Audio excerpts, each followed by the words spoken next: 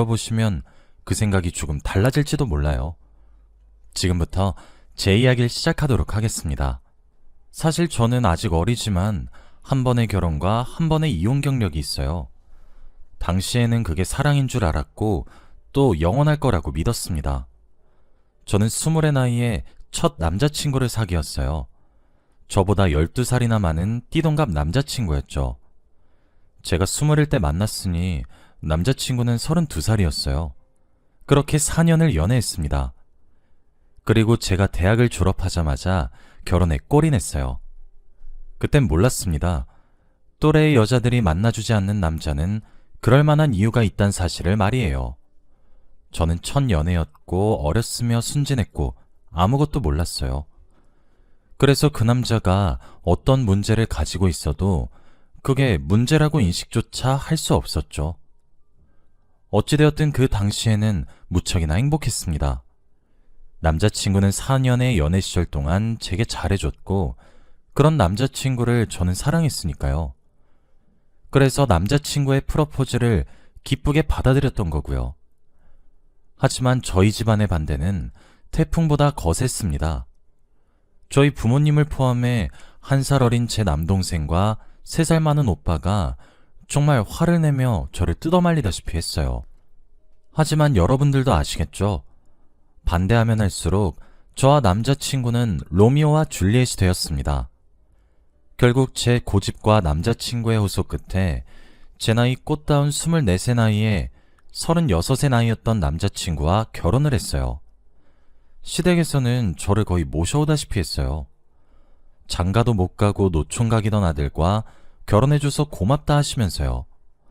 좋은 시댁을 만난 제 신혼생활은 무척이나 재미있었습니다. 드라마에 나오는 것처럼 로망으로 똘똘 뭉쳐진 일상은 아니었지만 사랑하는 사람과 함께 산다는 것 자체가 주는 안정감이 무척이나 좋았고 이제 제 미래에 어느 순간에나 이 사람과 함께 할 거란 생각에 들떴어요. 저와 이 남자를 반반 닮은 아이는 어떨지 궁금했고요. 제가 많이 어렸기 때문에 우린 아이를 조금 더 있다가 가지기로 했어요. 신혼기간을 3년은 가지기로 했죠. 그런데 결혼한 지 고작 2년 정도가 되던 해였습니다. 당시 제 나이가 26이었고 남편이 38이었어요. 그런데 남편이 조금 이상했어요. 아니, 수상했다고 해야 할 것 같네요. 안 하던 짓을 한다고 해야 하나? 여기 사연을 읽으시는 여러분들이라면 그게 무슨 뜻인지 아실 것 같아요. 뭔가 수상하단 촉이 온다고 해야 하나? 저는 단 한 번도 남편의 휴대폰을 뒤지거나 훔쳐본 적이 없었어요. 그런데 그날따라 잠든 남편 옆에 놓여진 휴대폰이 눈에 거슬렸어요. 그래서 휴대폰을 가져와서 화면을 켜보니 세상에, 생전 귀찮다며 걸어놓지도 않은 잠금을 걸어놨더라고요. 남편이 깰까 마음을 졸이며 남편의 손가락을 살짝 갖다 대어 잠금을 풀었고 전 그대로 거실로 나가 숨을 죽이며 남편의 휴대폰을 뒤지기 시작했어요. 그런데 그곳엔 정말 가당찮은 일이 벌어지고 있었어요. 먼저 카카오톡을 열었는데 맨 위에 있는 채팅방이 어떤 여자였어요. 대화방을 눌렀더니 애기야 자기야부터 시작해서 온갖 달달한 말과 함께 저한테는 요즘 해주지도 않는 칭찬부터 사랑 표현까지 쏟아냈더군요. 제가 아닌 그 여자에게 말이에요. 제일 위로 올려서 대화방을 전체 정독했습니다. 저한테 소원해진 시기와 남편이 바람난 시기가 일치하더군요. 저는 정말 눈앞이 깜깜해졌어요. 남편에게 이젠 제가 익숙해진 줄로만 알았지 저를 버리고 다른 여자와 놀아날 거라고는 정말 생각지도 못했거든요. 대화방뿐만이 아니었어요. 사진첩에 들어가니 정말 기가 막히는 사진들의 향연이었습니다. 제 사진은 보이지도 않았고요. 심지어 저랑 같이 사진 찍은 건 그때부터 6개월 전이었어요. 그것도 남편의 사촌동생 결혼식에 가서 찍은 단체 사진이었고요. 세상이 무너지는 듯한 기분이었고 너무너무 비참했습니다. 남편에게 추궁을 하기 전 혹시나 발뺌할지도 모른다는 생각에 남편의 사진첩에 있던 사진들과 그 여자와 나눈 모든 대화들을 캡처해 제 컴퓨터로 옮겨놓고 그 여자의 번호도 제 휴대폰에 저장시켰습니다. 그랬더니 날이 밝아오더군요. 새벽 5시. 저는 자고 있는 남편을 깨웠어요. 남편은 온갖 짜증을 내며 절 노려보며 일어났어요. 남편은 사랑한다고 속삭여주던 그 시절의 남편이 더 이상 아니었어요. 저는 그 여자의 이름을 대며 이야기했어요. 한서영이 누구야? 한서영이 누구냐고. 지금 내가 묻고 있잖아. 남편은 아무런 대꾸도 하지 않고 그냥 일어나 옷을 챙겨 입고는 집을 나가버렸습니다. 제가 뒤따라가 팔을 붙잡으며 물어도 차갑게 저를 내칠 뿐이었어요. 그렇게 이른 새벽, 저는 남편에게 버려졌다는 느낌을 받았습니다.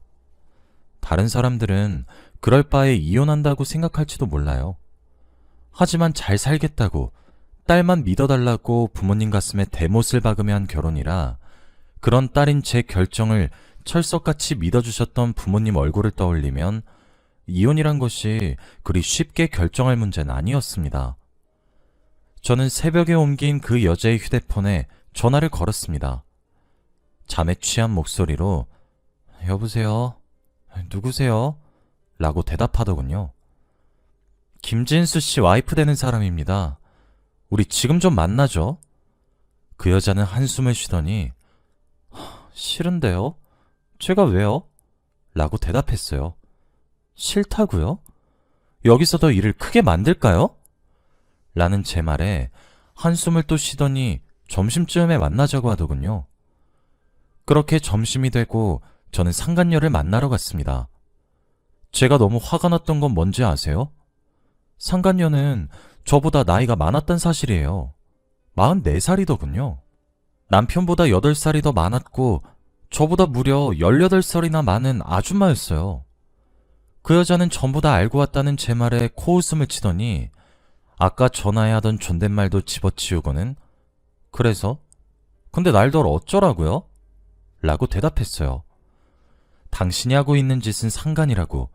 내 남편 유부남인 거 알지 않느냐고. 당신 남편도 알고 있느냐고 몸을 부들부들 떨면서 따져들었어요. 그 여자는 저를 가소롭다는 듯이 아래 위로 훑어보기 시작하더니 피식 비웃고는 대답했죠. 나한테 이럴 시간에 네 남편 관리나 잘하지 그랬어. 그리고 말은 똑바로 해야지. 내가 네 남편 꼬신 게 아니고 네 남편이 날 꼬신 거야. 그리고 나 남편이 없어. 소송을 하든 지지고 볶든 전부 다 네 맘이긴 한데 오늘 네가 만나자고 한 걸 네 남편한테 알려줄 거거든? 과연 네가 네 멋대로 할 수 있을지나 모르겠다. 저는 그 여자에게 화를 내지도 못했어요. 남편이랑 헤어져 달라고 빌었습니다. 하지만 그 여자는 있는 대로 저를 비꼬고 비웃었고 조롱했습니다. 너무 기가 막히는데 받아칠 말이 너무 많았는데 그 조롱 어린 언사에 저는 아무런 대꾸도 제대로 하지 못하고 돌아와야만 했습니다. 깔깔거리며 남편 관리 잘하라고 충고하는 상간녀의 말이 귀에 맴돌았어요. 집에 돌아오니 남편이 집에서 저를 기다리고 있더군요. 눈에 쌍심지를 킨 채로 말이에요. 상간녀의 말이 맞았습니다. 남편에겐 더 이상 저와 이룬 가정은 안중에도 없었고 상간녀에게 만나자고 한 저를 살벌하게 노려보고 정신이 나갔냐고 묻더군요. 네가 무슨 자격으로 그 사람을 만나? 남편은 제게 그렇게 따졌어요. 제게 자격이 없다고 말이에요. 저는 남편에게 애걸복걸하며 정신 차리라고 울면서 호소했어요. 남편은 그런 제게 지긋지긋하다고 말을 했고 2번 다시 그 사람에게 연락해서 민폐 끼치지 말라고 했죠. 그리고는 간단하게 짐을 싸서 나가려고 했어요. 어디 가냐는 제 물음에 상간녀 집에 갈 거니까 연락조차 하지 말라고 하더라고요. 쾅 닫힌 문을 보는데 제 속이 얼마나 문드러졌는지 몰라요. 저는 시댁에 찾아가 도움을 요청했어요.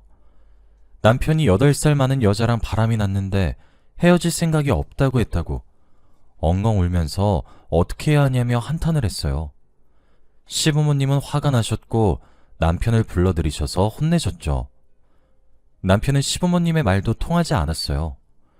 오히려 일을 크게 만드는 게 저라며 제 탓을 했죠.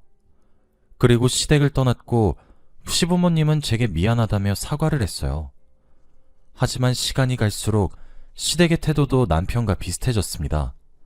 처음엔 자기가 가정교육이 소홀했다고 하시면서 어떻게든 아들 녀석 마음을 돌려놓고 호되게 혼내겠다고 이야기하시던 시부모님은 제게 기다리라고 요구했죠.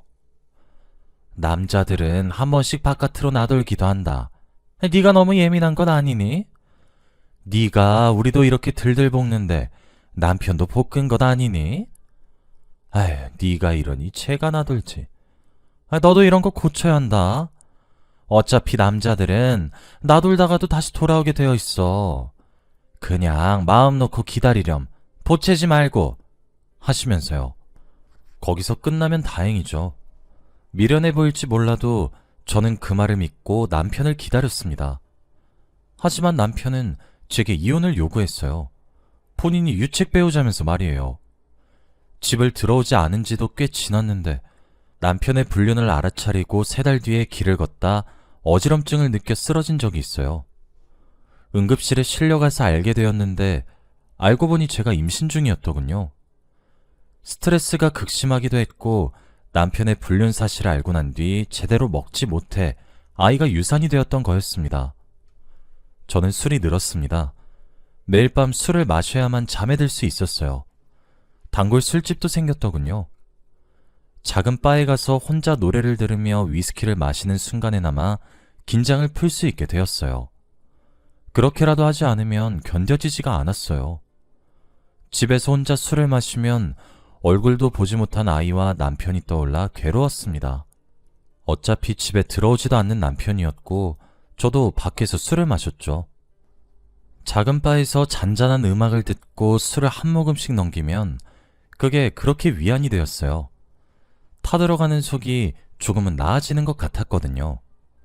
단골이 되었고 거의 매일같이 출석 도장을 찍었어요. 일정한 시간에 말이에요. 그래서 그런지 어떤 남자 하나가 제게 치근덕거리더군요. 매일 이 시간에 오시네요. 이것도 인연인데 우리 한잔할래요? 하면서요. 저 유부녀예요. 라고 수차례 거절했는데 그 남자는 넉살도 어찌나 좋던지 아니 제가 뭐 만나잔 것도 아니고 그쪽도 혼자 술 마시러 왔고 나도 혼자라서 술 혼자 마시면 적적하잖아요.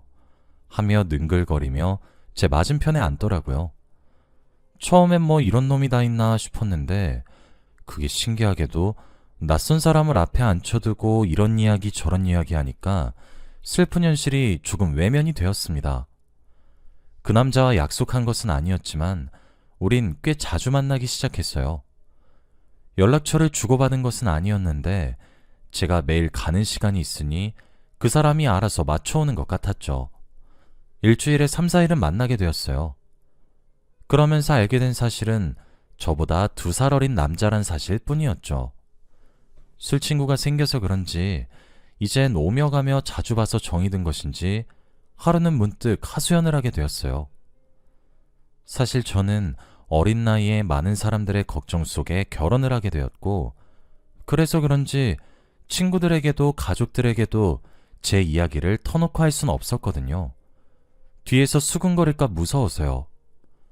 남편이 연상의 여자랑 바람이 났다고, 그런데 나한테 미안하다고, 다신 안 그렇겠다고 비는 게 아니라 이혼을 요구한다고, 게다가 상간녀는 날 조롱했다고, 뭐라고 조롱했는지 아느냐고 하소연을 하다가도 임신 사실조차 몰랐던 나는 엄마 자격도 없는 사람이라고, 유산을 시키는 걸 보면 나도 지독한 사람이라고 이야기를 하며 자조스럽게 이야기하기도 했죠.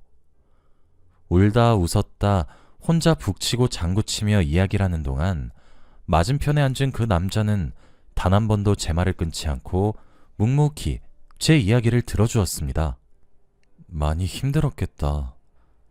그 남자는 위로도 공감도 해주지 않았고 해결 방안도 제시해주지 않았지만 저 한마디에 울음이 왈칵 나왔고 정말 토해내듯 울음을 터뜨렸고 엉엉 울었습니다. 그런 제 맞은편에 그 남자는 그저 앉아만 있어 주었는데 그게 참 고마웠죠. 제 울음이 잦아들기 시작하자 그 남자는 자기 이야기를 하기 시작했어요. 알고 보니 그 남자의 엄마도 남편을 두고 외도라고 이혼했다고 하더군요. 그리고 지금도 어디서 남자 하나 물어와서 집에 들여서 부부놀이를 하고 있는데 만일 그 남자와 결혼한다고 하면 집을 나올 거라고 하더라고요. 불륜 저지르는 거 습관이고 절대 못 고친다고 하면서요. 제 나이도 젊은데 뭐가 못나서 그 논팽이를 붙들고 있느냐고요. 이렇게 술을 마시면서 몸을 버리지 말고 그냥 이혼하고 새 삶을 살라고요. 자신이 상간녀인 엄마 밑에 자라보니까 그렇게 비양심적인 사람이 부모란 사실도 받아들이기 힘들다고, 그리고 좋은 부모가 절대 될 수 없다고, 그러니 이혼하라고 하더군요. 그러면서 이렇게 마음고생한 거 억울하지 않게 증거 다 챙겨서 받을 거 다 받고 할 수 있는 만큼 크게 위자료라도 뜯어내고 그 돈으로 잘 먹고 잘 사는 게 복수랍니다. 사람들이 욕하고 손가락질해도 제 인생보다 그게 소중하냐고, 그건 틀린 생각이라고 하면서 말이에요. 참 이런 말이 웃기긴 한데 낯선 이에게 들은 그 진실성 있는 말이 참 위안이 되었어요. 저는 웃기게도 그렇게 이혼을 결심했습니다. 그리고 제게 그렇게 진심 어리게 조언해준 그 남자와 친구도 하기로 했죠. 이혼을 요구하던 남편은 제가 이혼을 해주겠다고 얘기를 하자마자 빠르게 집으로 돌아왔어요. 저는 선택지를 주면서 고르라고 했어요. 이혼 소송까지 가면서 더러운 진흙탕 싸움으로 불륜으로 이혼당했단 낙인이 찍힐지, 아니면 합의이혼으로 하되 집과 차의 명의를 나에게 넘기고 위자료로 1억을 줄지 말이에요. 저는 덧붙였어요. 참고로 소송으로 갈 시 내가 벌금을 내는 한이 있고 깜빵을 가는 한이 있더라도 내가 당신네 부모랑 당신 얼굴 절대 못 들고 다니게 할 생각이야. 남편은 저에게 독한 년이라고 욕을 하면서도 합의이혼을 하겠다고 했고 우린 그렇게 조용히 이혼을 하게 되었습니다. 합의이혼의 과정은 소송에 비해선 간단했지만 명의 이전부터 세금 문제까지 처리할 일이 참 많았어요. 또 지인들에게 이혼했다는 소식을 알려야 하기도 했죠. 얼추 일을 다 끝내고 제 앞으로 돌아온 집과 차를 팔아서 새로운 집으로 이사를 갔고 부모님과 지인들에게 이혼 사실을 알렸습니다. 그렇게 바쁘게 시간을 보내고 나니 그 남자가 생각이 나더라고요. 저와 친구 먹은 2살 어린 남자 말이에요. 이혼을 하면서 한동안 바빠서 가지 못했던 바에 오랜만에 갔습니다. 드라마처럼 그 남자가 제가 항상 앉아있던 자리에 앉아 창밖을 멍하니 보더군요. 그때 바텐더가 저더러 말했어요. 요즘 통 안 보이셔서 저분이 얼마나 걱정했는지 몰라요. 손님 안 오시는 동안 매일 출석도장 찍었다니까요? 하면서요. 그렇게 오랜만에 그 남자랑 술을 마시게 되었고 저는 고맙다고 했어요. 잘 알지도 못하는 저리에 가정사까지 말하면서 저를 위로해줘서 고맙다고 하면서요. 그리고 이제 친구하기로 했는데 번호도 모르니까 좀 그랬다고 하면서 번호도 교환하자고 했죠. 그 이후 나이 차이도 얼마 나지 않아 자주 만나게 되었어요. 서로 고민 상담도 하고 그러면서 말이에요. 그렇게 자주 만나서 술을 마시기도 했고 술을 마시다 보니 속 얘기도 하고 어느새 낮에 만나 밥도 먹고 같이 영화도 보고 그렇게 지내는 사이가 되었어요. 그 남자는 제게 한번 만나보지 않겠냐고 사랑 고백을 했어요.